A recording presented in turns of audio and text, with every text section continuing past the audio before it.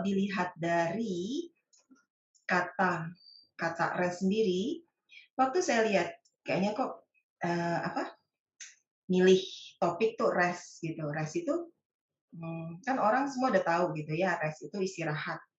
Tapi ternyata it's not, rest itu bukan suatu yang dinamakan istirahat, tidur, sleep, itu bukan. Merupakan suatu action nih, di mana kita tuh saat rest, kita juga bisa, give our body something good gitu.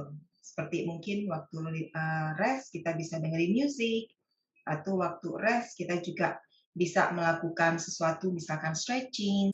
Kenapa? Karena rest itu merupakan saat momen yang penting sekali, di mana tubuh kita tuh beregenerasi.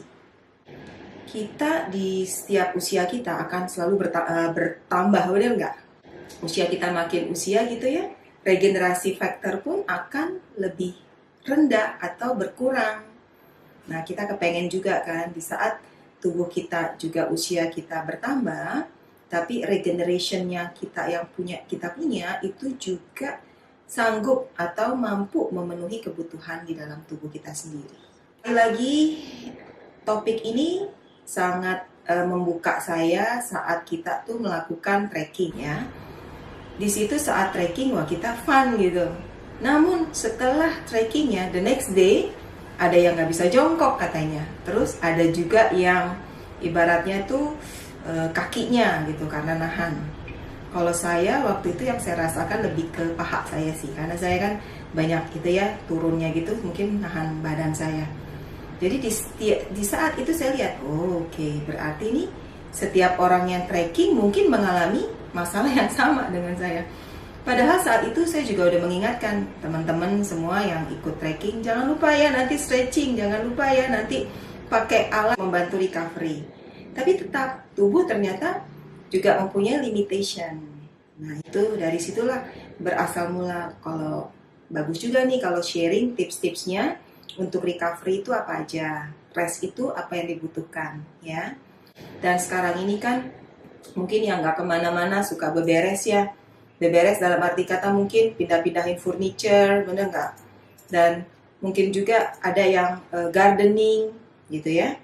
And then, nah di situ saya lihat juga ada juga yang datang dengan cedera karena saat mungkin pindahin barang, furniture atau doing some housework itu juga mungkin nanggung. Jadi mereka tuh bisa ngerjain itu seharian gitu, tanpa melihat atau ada waktu untuk restnya. Yang saya mau sharing kan bagaimana caranya kita tuh mengantisipasi dan bila kita melakukan activity, kita bisa recovernya lebih ke rapid recovery ya. Dan ketertarikan saya mengenai kesehatan atau tulang belakang karena saya melihat tulang belakang itu penting sekali dan setiap hari kita melihat masalah-masalah yang dialami seseorang yang tulang belakangnya itu mungkin contoh ya postur duduk yang salah atau duduk yang kelamaan itu membuat tulang belakang juga terganggu. Nah kalau dilihat suatu kondisi ya, kondisi tubuh kita kan macam-macam. Ada yang karena mungkin dari sananya, atau karena pemakaian, atau bisa juga karena accident, atau bisa juga karena adanya gangguan vaskular. Satu case yang saya dapatkan, saya sudah minta izin oleh klien saya boleh nggak sharing? Dia bilang, oh boleh, saya malah take a picture of the x-ray. Yang saya dapatkan, seseorang cukup muda ya, about I think less than 40, di bawah 40 tahun. Tapi yang kita dapatkan tuh tulang belakangnya tuh bergeraknya kurang sekali gitu. Dan ibaratnya timid banget. Namun beliau saya nggak sukanya tuh beliau itu ini deh optimis dan masih ikut activity gitu ya. Dan bisa lah yang dinamakan nahan sakit atau sakit pain levelnya itu nggak sampai yang membuat dia tuh nggak bisa beraktivitas. Jadi mulailah kita lakukan prosedur kan pemeriksaan, lalu kita mulai dengan terapi. Dan saya juga minta Pak tolong dong di X-ray supaya kita di sini bisa tahu penyebabnya apa. Nggak semua sendi yang kaku itu dilabel sebagai bamboo spine. Bamboo spine itu ankylosing. Di praktisi mungkin kenal yang dinamakan ankylosing ya, bamboo spine, di mana tuh tulang belakang itu tidak bergerak, ya. Itu bikin nggak nyaman. Mungkin nggak dibilang sakit, tapi nggak nyaman sekali. Saat kita lihat foto ronsennya, di situ terlihat penyebabnya adalah bukan bamboo spine, bukannya ankylosing, tapi adanya suatu gambaran X-ray yang cukup menarik. Saya di dalam 20 tahun praktek, ini pertama kali saya melihat realnya. Tadinya saya kenal nama itu hanya dari buku lah ya. Waktu belajar di RMIT Melbourne, saya lihat, oh ini ada yang kayak gini. Bentuk tulangnya itu kayak ikan. Dinamakan codfish vertebrae. Karena di situ terlihat sekali tulang belakangnya itu unik. Dan di situ saya lihat penyebabnya adalah kongenital, bawaan. Bukan dari suatu kondisi yang disebut autoimun atau satu inflamatori, jadi beda sekali. Kalau ngelihat di sini nih kan yang gambar kanan ini lebih ke otot punggung. Di otot punggung ini banyak merah-merah nodul-nodul kita bilangnya. Nah, nodul di sini itu menunjukkan yang dinamakan trigger point complex. Seperti tadi, balik lagi, kalau kita traveling, mungkin bawa tas ya, atau kita ngambil barang dari cabin, atau kita ngangkat ya barangnya, pindahkan dari mobil ke kereta dan sebagainya. Waktu mungkin kita tadi pindahin furniture, nah itu bisa menyebabkan cedera-cedera atau pemakaian otot yang berlebih. Bila ini terjadi, bisa menimbulkan trigger point.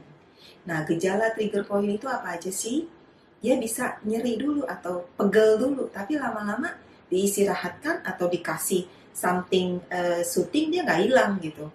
Dan bisa juga sampai sulit tidur karena ngeganggu, apalagi kalau banyak sekali daerah yang terkena gitu ya. Dan dia juga membuat gerakan terbatas. Trigger point ini sering banget menjadi masalah di mana mengganggu pergerakan kita. Nanti ada tipsnya bagaimana saat istirahat kita kenalin. Contoh nih sekarang ya, saya mau kasih tahu caranya. Nih coba pegang leher deh, yang seharian mungkin udah di Zoom, yang seharian udah di jalan. Pegang sedikit, terutama yang di pundak sini. Ada nggak kayak jerendel-jerendel gitu? Apa istilahnya jerendel itu kayak nodul-nodul ya. Nah, coba give a little bit rub. A little bit. Rubbing dikit. Ya, nggak usah ditekan kencang-kencang. Nah, di sini sering kali nih, di otot upper trapezius, ini menyebabkan trigger point di sini. Ya. Nah, ini nice banget. Nah, ini sebenarnya bisa dengan stretching yang nanti kita akan perlihatkan. Penyebab trigger point tadi bisa karena postur, jadi duduk terlalu lama. Lalu trauma, misalkan waktu mindahin barang ya, tadi bisa. Atau ada juga yang mungkin pas sport ada injury-nya, kebiasaan, misalkan little bit mungkin beradaptasi dengan tubuh ya, kebiasaan itu. Contoh, mungkin ada sofa yang terlalu soft, terus kita kebiasaan duduknya di sofa itu berjam-jam, ya kan? Nah, balik lagi, kita melihat kenapa tulang belakang penting, karena banyak sekali masalah tulang belakang yang mungkin menyebabkan suatu keluhan yang dirasakan. Contoh nih yang saya dapatkan, ada yang keluhan tuh di pundak sebelah kiri. Nah, itu bisa penyebabnya dari tulang belakang atau skapula atau torakal, itu juga bisa menyebabkan. Tapi sakitnya nggak cuma di pundak, melainkan lebih ke nggak cuma di tulang belakang tengah, tapi sampai ke bahu sini gitu. Dan yang frozen shoulder, yang tangannya nggak bisa naik tuh, itu juga seringkali penyebabnya dari leher atau cervical. Jadi quote ini saya selalu pakai untuk mengingatkan, yuk teman-teman, coba look well to the spine, perhatikan tulang belakang kita. Karena spine itu bisa menjadi sebagai cause of the disease atau the disease. Sebelum dia menjadi disease, dia bermulai dengan disease, tidak nyaman. Ini gambar ini membuka nih, ibaratnya tuh proses menjelaskan, untuk menjelaskan si proses di dalam tubuh. Kalau terjadi suatu injury atau pemakaian tubuh yang mungkin berlebihan, dia sudah ada time frame. Kita lihat time frame-nya. Saat kita berolahraga, itu sebenarnya terjadi robekan di otot. Berarti bila seorang atlet atau kita mau tubuh kita build up juga, kita mesti mengizinkan tubuh kita di modeling, di remodeling, dibentuk, dibuka. Gak bisa kita kalau kita mau tubuh kita terbentuk, kita cuma diem statis gitu, cuma exercise-nya dikit, nggak mungkin. Kita mesti sedikit open up ya, the muscle-nya. Nah itu bisa membawa suatu proses yang mungkin ada yang tidak nyaman ya. Kalau dilihat dari gambar ini, suatu proses misalkan cedera atau something yang menyebabkan inflamasi, normalnya inflamasi itu dia prosesnya take 4 to 6 days, jadi sampai 6 hari. Sometimes kalau tubuhnya speed recovery, mungkin dietnya bagus, punya nutrition, terus dia juga rest ya, taruh aspeknya atau inflammationnya bisa dikontrol, nah itu bisa berkurang minimal 4 atau 3 hari. Tapi proses ini tetap akan ada nih Bapak Ibu. Ya. Lalu setelah itu dia akan masuk ke proses yang dinamakan proliferation. Nah, itu cukup panjang sampai 24 hari. Dalam 24 hari, contohlah sekitar kurang lebih 1 bulan lah ya. Dari 1 bulan itu kan kitanya aduh nggak nyaman gitu kan prosesnya ya. Nah, disinilah penting sekali kita menjaga agar tidak timbul cedera baru nih di proliferation. Karena kalau ini kita nggak jaga, kita nggak masuk di dalam fase remodeling. Kita balik lagi ke inflammation, nggak selesai-selesai nanti prosesnya. Sedangkan setelah melewati proliferation ini, kita akan masuk ke remodeling. Nah, remodeling itu butuh waktu juga, Bapak dan Ibu. Nah, saat inflamasi ditangani, itu sebenarnya yang paling bagus adalah rest juga. Rest tetap bergerak, tapi bukannya rest itu yang tidur. Ya, kita bisa doing something, an action to our body. Misalkan yang cedera mungkin siku kita, paling gampang kan? Saya kasih contohnya siku kita.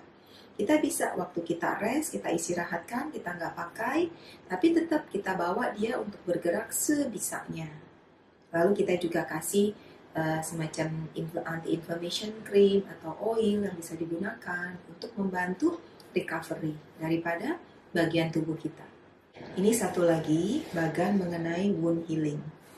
Di sini mirip sih ya, tapi di sini ada yang dinamakan hemostasis, ada perdarahan sedikit.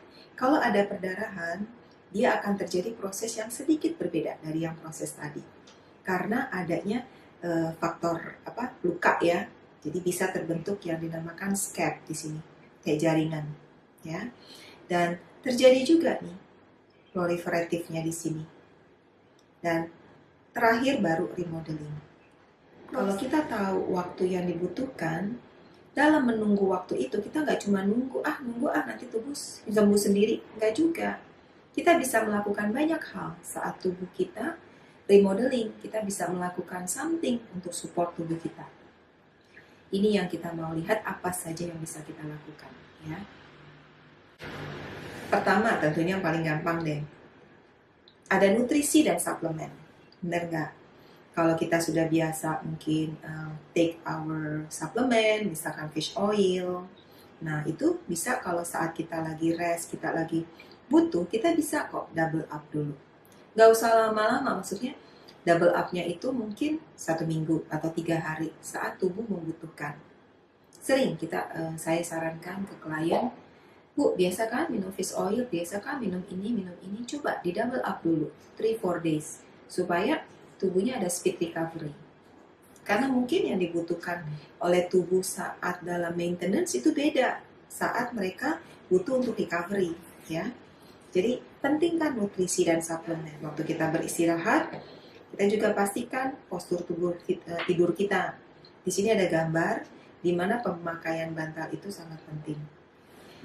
Mungkin sudah banyak informasi tidur yang bagus seperti ini, tapi nggak semuanya setuju gitu. Ada yang saya dapatkan beberapa klien, saya tidur tanpa bantal dok. Oh ya, saya yang bertanya, kenapa nggak pakai bantal? Saya balik bertanya dulu sebelum saya jelaskan harus pakai bantal. Tidak. Yang saya bisa jelaskan gini, kalau pakai bantal itu akan tertopang. Tapi kalau nggak pakai bantal, coba deh, itu nggak akan tertopang. Nah, sedangkan tulang belakang yang tadi kita bicara dia harus kita pelihara, dia butuh yang namanya istirahat juga gitu. Kalau saat tidur kita nggak ditopang dengan baik, tubuh pun akan tidak nyaman. Jadi yang tidurnya masih nggak nyaman, coba perhatikan. Mungkin salah satunya adalah posisi tidur atau bantal yang dipakai, ya. Di sini basic stretching. Basic stretching di City Life mempunyai yang dinamakan basic stretching, simple. 6-7 gerakan, tapi kalau dilakukan rutin, wow, it's very good. Kenapa? Karena bisa membantu untuk memanjangkan otot, sehingga waktu ototnya panjang, exercise atau tubuh kita yang kita pakai itu bisa kontraksinya lebih bagus lagi gitu. Nah, bedanya stretching dengan strengthening, kalau stretching itu memanjangkan nih, memanjangkan serabutnya. Kalau strengthening itu menguatkan, ya. Saat-saat kita mungkin waktu stretching atau waktu exercise atau mungkin kita waktu istirahat kalau kita nggak nyaman, bisa tuh kita tambahkan yang dinamakan kinesiotape. City Life ada keterangan atau informasi mengenai kinesiotape, bisa cari di YouTube ya, City Life yang topiknya mengenai kinesiotape atau power tape. Itu akan membantu proses recovery kita. Nah, malam ini ada beberapa section yang saya akan menjelaskan. Kenapa? Karena aromaterapi atau essential oil buat saya itu something yang saya sendiri suka gitu. Saya sendiri suka dan saya pakai, dan di klinik kita juga pakai. Sesuatu yang easy to use dan nyaman, ya. Aromaterapi sendiri banyak kegunaannya. Cara menggunakannya juga banyak. Ada yang bisa di massage, ada juga yang di diffuse. Saat ini saya lagi diffuse nih, biar di ruangannya lebih nyaman. Ada juga yang bisa dihirup. Tadi sebelum Zoom saya udah hirup-hirup dulu. Dan bisa dioles langsung. Banyak sekali. Mungkin tanpa sadar sebenarnya kita udah pakai aromaterapi. Cuman dalam bentuk grade-nya aja. Nah, itu akan membantu kita lebih rileks. Apalagi terutama kalau mungkin setelah bekerja ya. Jadi kan pulang ke rumah mau istirahat. Kita akan lihat aromaterapi yang untuk membantu kita punya recovery ya. Tapi intinya di dalam mungkin kehidupan kita sehari-hari kita sudah ada. Hanya grade-nya aja yang mungkin bukannya essential oil yang therapeutic grade, tapi mungkin yang untuk pemakaian sehari-hari ya. Oke, essential oil. Kita belajar sedikit ya, kita baca sedikit nih di sini. Kalau di Indonesia kan mungkin disebutnya kayak minyak atsiri atau ada juga yang bilangnya minyak alami gitu, diekstrak ya kan. Itu bisa dari akarnya, dari batangnya, daunnya atau bunga atau bisa dari buah-buahan. Lemon orange itu juga kalau dibikin essential oil itu wanginya ini sekali, strong gitu ya. Nah, fungsinya nih Bapak Ibu lihat, salah satu fungsinya adalah regenerasi. Lavender, cantik sekali bunganya. Itu bahasa latinnya tuh lavo atau lavare. Berarti dia untuk mencuci atau membersihkan. Memang bunga ini unik, kecil-kecil, tapi wanginya lumayan, ya enggak? Memberikan ketenangan, dia efek menenangkan. Kalau misalkan yang susah tidur, mungkin ada juga tuh yang kita udah capek gitu ya, udah habis traveling, tapi pulang ke rumah kita nggak bisa langsung istirahat tidur gitu, karena mungkin masih banyak yang kita harus benahi. Nah, itu saatnya memberikan tubuh kita self care sehingga tubuh kita juga bisa nyaman. Salah satunya bisa lavender. Lavender ini mempunyai efek regenerasi yang cukup tinggi.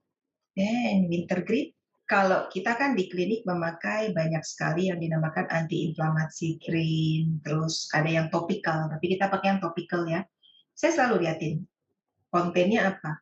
Oh, kontennya metil salisilat. Nah, itu membantu tuh untuk nyeri tulang, otot sakit. Wintergreen ini very good. Ada satu aja wintergreen yang kita harus hati-hati kalau pemakaiannya aja berlebih.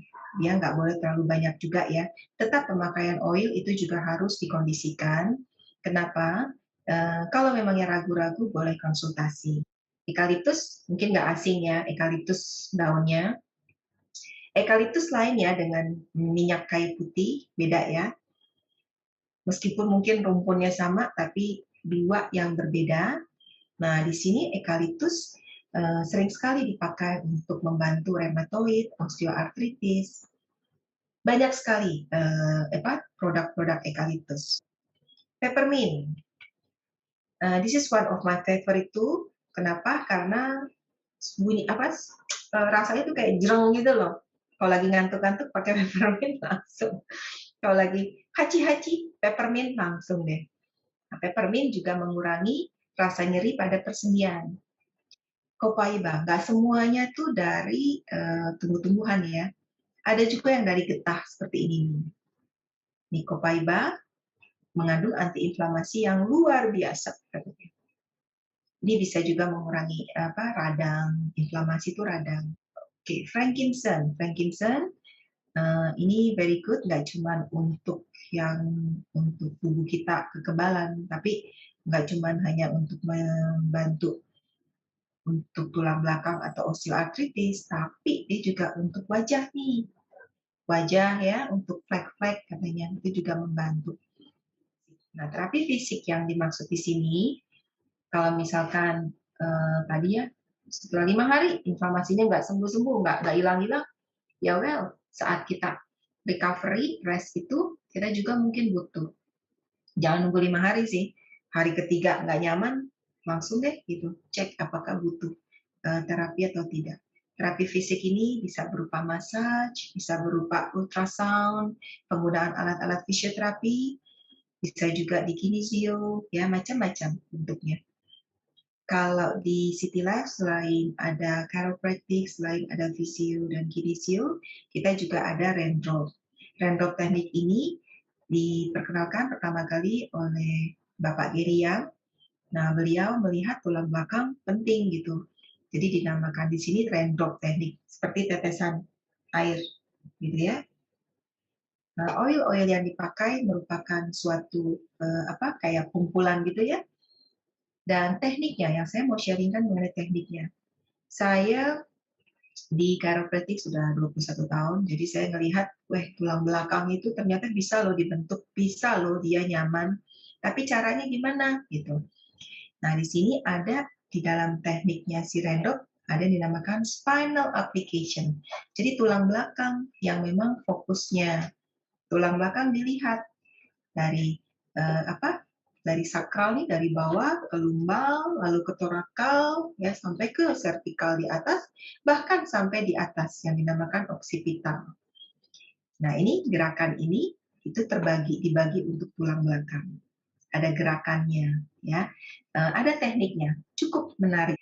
Di sini juga ada bezel. Bezel ini dipakai dengan tekniknya yaitu spinal tissue pull. Jadi kenapa disebut spinal? Karena memang di tulang belakang di sampingnya, di samping dari si vertebrae ini, tangannya praktisi taruhnya di samping, lalu seperti di-pull gitu, tulang belakangnya ya ditarik gitu ya, nyaman. Bukannya sesuatu yang ditarik ini nggak nyaman, tissue pull-nya. Wintergreen dia juga ada thumb rope di sepanjang tulang belakang. Wintergreen dipakai. Tadi kita sudah kenalkan wintergreen untuk mengurangi rasa sakit. Jadi yang kita pikirkan, wah kalau taruh di tulang belakangnya lagi pegel, enak tuh, ya nggak? Cuma di tulang belakang, ternyata di kaki pun ada bagian untuk tulang belakang, yaitu di bawah sini. Namanya Vitaflex. Vitaflex untuk tulang belakang. Percussion itu bedanya dengan alat massage yang lain karena bentuknya dia kayak perkusi, kayak tap-tap-tap begitu ya. Ini foto ini kita ambil waktu di Jogja, waktu workshop. Ada yang nyaman, jadi bisa dengan posisi duduk, kita nggak terlalu sebagai praktisi, kita nggak terlalu berdekatan dengan klien. Nah, ini bisa kita gunakan untuk membantu. Dari Armorap Indonesia, saya distributor tunggal untuk alat ini. Ada penasaran mungkin alat apa ini? Ini adalah alat pijat berbentuk pistol dengan sistem gerakan percussion, dan ini mudah sekali untuk dipakai dan ini sangat ringan dan memiliki 4 level kekuatan. Jadi cukup ditekan on. Ini adalah level 1, lalu level 2, level 3, lalu level 4. Ini adalah irama dari low ke high intensity. Untuk pemakaiannya juga sangat mudah. Cukup ditekan ke bagian otot yang memang kaku atau kencang. Alat ini akan bekerja untuk merelaksasi otot-ototnya. Seperti ini contohnya. Seperti kemarin saya banyak melakukan push up. Jadi biasanya di otot bagian dada akan tight, maka bisa dibantu dengan dirilis di bagian sini, otot bagian atas.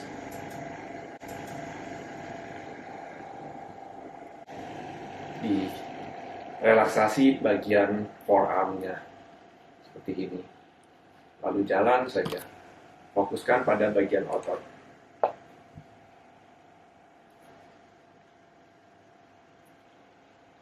Seperti itu. Good one. There is another one yang good tips. Oke. Nah, tips satu lagi kalau untuk Bapak Ibu nih yang kerja di kantor, di depan komputer terus, pasti pegel bagian lehernya, bisa pakai yang ini, seperti garpu, lalu cukup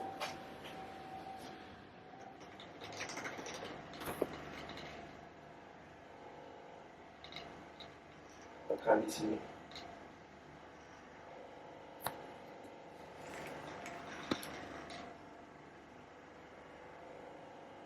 Lakukan ini cukup 10-15 menit per areanya.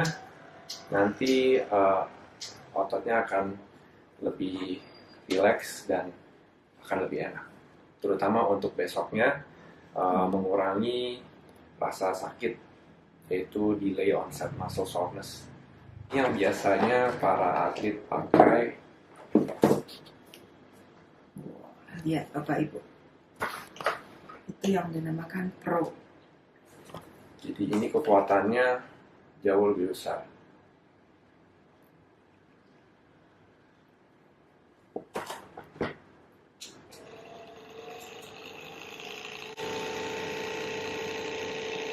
Lebih kencang. Oke, nanti ada yang bertanya nih, saya akan jawab ya, ligamen robek bisa tidak? Nanti ya. Di City Life, apakah ada rekomendasi untuk bantal yang bagus? Nah ini, pertanyaan mengenai bantal, ini cukup menarik. Kenapa? Setiap orang punya lengkung leher berbeda, menegak, dan lebar pundak yang berbeda. Jadi mungkin bantal satu orang A itu akan berbeda dengan si bantal yang orang B. Apakah semua bantal itu bisa dipakai? Tergantung, kan bantal juga ada yang macam-macamnya, ada yang dari memory foam, ada yang dari latex dan sebagainya. Nah, memang mesti trial and error tuh intinya. Namun kalau tidurnya terlentang, ini basic prinsipnya, tidurnya terlentang atau menghadap ke atas, face up, bantal nggak boleh tinggi, itu karena kalau bantalnya tinggi, otot leher tidak beristirahat, tidak rest. Tapi kalau tidurnya miring, berarti mesti selebar bahu bantalnya. Itu guideline simpelnya, ya. Bila di Jakarta boleh, kita tuh di klinik nggak hanya harus yang terapi. Kalau memangnya penasaran, dok, saya mau tahu dok bantal yang bagus cara tidur, datang aja, ya. Saya akan ajarkan cara tidur yang benar, ya. Enggak kok, saya nggak akan tagih consultation fee, ya. Yang penting ada niat mau datang, mau cek, ya nggak. Kalau untuk, nah ini untuk ligamen robek, Kalau ligamen yang sedang robek tentunya akan sakit. Itu lebih baik diterapi dulu untuk menurunkan inflamasinya. Namun, nah ini nih yang sering terlupakan. Ligamen kan nggak selalu selamanya robek, bener nggak? Dia akan yang bentuk tuh kayak nyambung gitu, tapi ada jaringan parutnya tuh. Alat ini kita pakai untuk membuka jaringan, itu juga bisa, ya. Kenapa? Ibaratnya kalau jaringan robek dan tapi dia nyambungnya jelek, kita tuh mesti ngerobek lagi. Tapi bukan ngerobek itu dibuka, dicederai lagi, bukan ya, beda. Dibuka lagi itu dalam arti kata ditangani agar waktu dia nyambung, dia lebih bagus. Contoh deh yang gampang nih, ada ibu istirohah yang penjahit baju, bener nggak? Kalau kita salah bikin baju, misalkan ya, kita buka lagi kan, kita jahit lagi. Sama sebenarnya. Otot pun juga seperti itu. Kalau kita ada cedera, ligamen pun seperti itu. Kalau dia nyambungnya nggak bagus, itu kita mesti buka. Buka bisa dengan medis, dengan laser, ya kan, dengan surgery. Tapi kalau robekannya kecil, kita bisa buka sedikit dengan jaringan. Bisa dengan massage, dengan cross friction. Nah, ini kalau cross friction contoh ya, saya coba stop share screen. Ini pemain badminton tuh suka cedera di sini nih. Ini dinamakan, sebentar, areanya namanya bicep tendon. Jadi bicep tendon di sini nih, ini suka cedera. Jadi kita suka lakukan yang dinamakan ini, cross friction. Nah, tadi pakai tangan. Kalau tadi pakai alat itu enak banget kali. Gini, cross friction. Oke, di sini. Ya, itu untuk membuka lagi jaringannya. Oke? Jadi itu salah satu penggunaan yang dinamakan untuk membuka jaringan. Ligamennya robek, sobek derajat 2. Apakah bisa recovery? Saya sudah laser dan shockwave terapi. Ligamennya daerah mana nih? Ligamen tubuhnya. Ligamen kan banyak, ada yang di jari tangan, di kaki, banyak sekali ligamennya. Ligamen bagian mana? Di mata kaki. Oke, berarti Oke. Di mata kaki ya. Oke, robek derajat 2. Usianya boleh tahu nggak usianya berapa? Yang robek-robeknya. 47 dok. 47. Terus aktivitas sehari-hari banyak jalan, berdiri, pemakaian ankle-nya gimana? Ya jalan, naik turun tangga. Kalau setelah di laser, di shockwave terapi, itu ada something yang untuk stabilize nggak? Mungkin kayak pakai tape atau pakai ankle decker, seperti itu nggak? Ya awalnya pakai tape ya. Tapi sekarang sih udah nggak pakai. Cuma jadi waktu lagi shockwave terapi sama laser itu kondisinya ligamennya udah nggak gitu. Tapi kan tadinya kayak ditusuk kan kalau pas lagi sakit itu kayak ditusuk gitu. Nah, pas sudah pakai laser, makanya tadi lihat alatnya itu kayak shockwave terapi, alatnya kayak tembak-tembak gitu kan. Terus dipakein tape gitu udah mendingan. Cuman kayaknya nih berapa hari ini, kayaknya berapa belakangan ini kambuh lagi dong. Makanya tadi saya lihat alatnya begitu, itu alat itu bisa nggak buat recovery? Ibu Rufina adanya di mana? Di Jakarta kah? Di Jakarta. Oke. Ini deh, memang sih better untuk konsul, untuk cek ya. Emangnya banyak hal sih. Bisa jadi waktu proses penyembuhan yang tadi tuh, dia nggak sampai remodeling gitu. Udah mau masuk ke situ, kena lagi cedera. Jadi balik lagi prosesnya. Ya nggak? Sometimes ya ligamen injury itu bener-bener mesti di take care agar ligamennya yang healing itu ya bisa healingnya nicely. Ya. Ya sih kalau di ankle memang lebih risky karena kepake terus sih ya. Dan di rumah coba pakai sepatu atau sandal kalau di rumah. Itu juga memungkinkan. Jadi jangan tanpa alas. Itu membantu memakai minimal ankle deckernya dipakai saat di rumah, pakai sandal agar setelah diterapi yang terjadi adalah kita kan udah terapi nih. Tapi ligamennya nggak ada yang jaga. Jadi dia bisa memendek atau bisa kendor gitu loh. dengan pemakaian sepatu ankle decker yang benar, ada support untuk si kakinya, ya. Oke, semoga terjawab. Makasih dok. Berarti ke City Life untuk kontrol cek itu bisa ya dok ya? Bisa banget. Kalau ibu punya udah ada pemeriksaannya kan biasanya taunya ligamen itu dari MRI ya. Kalau dari foto kan nggak kelihatan tuh. Sudah di MRI belum ankle-nya? Jadi kelihatan nanti yang ligamennya yang mana yang perlu di look after lah, ya. Iya, oke kembali. Oke, untuk Bumil, ibu hamil kan? Apakah aman? Kalau di bagian kaki kayaknya aman-aman aja deh, di betis maksudnya. Ini maksudnya pertanyaannya ke alatnya kan, Miniflow kan, bukan ke terapi saya kan. Kalau untuk Bumil harusnya kalau di bagian kaki betis wah malah enak gitu. Nggak harus keluar rumah, bisa terapi sendiri gitu. Tapi sekali lagi coba konsultasikan yang keluhannya di mana. Kalau di pundak tergantung. Oh iya, kalau ini terlalu kencang, kalau yang saya lakukan nih, saya kasih kayak tatakan dulu, kayak anduk gitu ya. Saya taruh nih. Misalkan nih, saya pengen yang udah paling low aja nih, ini paling low. Itu masih kencang buat saya. Saya kasih dulu anduk. Saya kasih anduk, baru saya pakaikan. Jadi vibrationnya itu nggak terlalu terasa. Aduh enak banget ini. Ya, jadi dikasihkan dulu selimut boleh. Tenis elbow baiknya terapi apa? Tenis elbow itu kan di sini ya, di siku ya. Banyak yang kita lakukan kalau tenis elbow. Pertama, dicari tahu dulu apakah akut atau kronis. Nah, yang untuk Kinesio Jogja Purwodadi bisa catat. Kondisi seseorang itu bisa dikategorikan akut atau kronis. Kalau akut itu baru kejadian gitu, baru istilahnya dia baru kepake dan dia cedera dan biasanya masih sakit. Kalau di dalam medis disebutkan 6 minggu pertama atau 5 minggu pertama itu dimasukin ke dalam masa akut. Setelah itu masuk ke dalam kronis.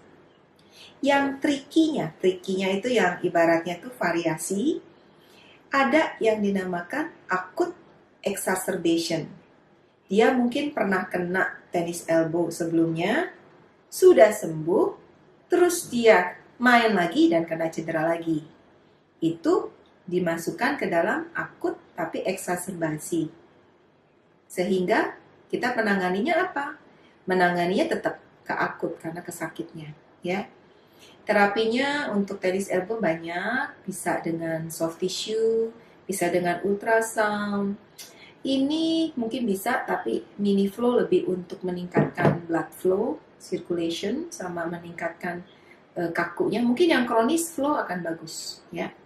Dan ini setiap orang beda-beda ya, jadi jangan dipaksa. Kalau memangnya aduh nggak nyaman, jangan dipaksa ya. Toh kita kan mau tubuh kita itu rest. Ini kan topiknya sekali lagi, saat kita rest, saat kita slowing down, kita mau sesuatu yang tubuh kita tuh nyaman. Intinya gitu. Saya berharap kita semua juga punya waktu untuk rest ya. Memang saat ini mungkin kegiatan lagi banyak-banyaknya, tapi jangan lupa tubuh kita juga butuh yang namanya rest. Oke? Dan rest itu dibutuhkan agar tubuh kita bisa regenerasi. Ya, intinya di situ.